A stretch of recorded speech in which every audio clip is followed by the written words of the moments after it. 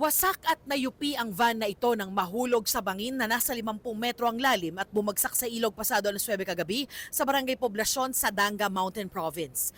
Dead on the spot ang driver at 4 na sakay. Siya mang sugatan na isinugod sa ospital.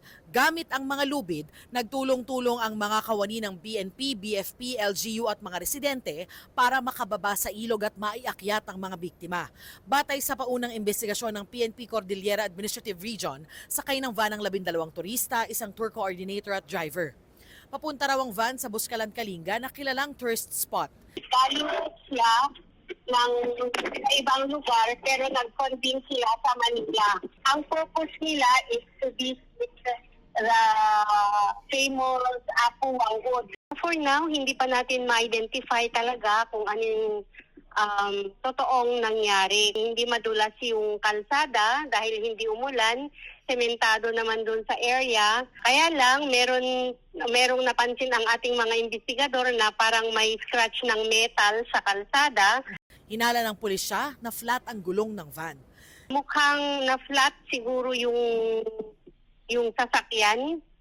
At hindi na control ng ating driver yung sasakyan, kaya nahulog. Parang ganun po ang theory for now. Naghihinagpis ang pamilya ng van driver na si Vance Hernandez Jr.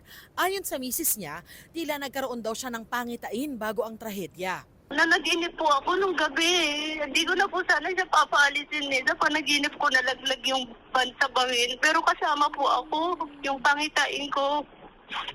Tapos bigla akong nagising, yung kinabahan na po ako. Tapos yun, ganun na nga po. Sanay raw ang kanyang asawa na bumiyahe roon.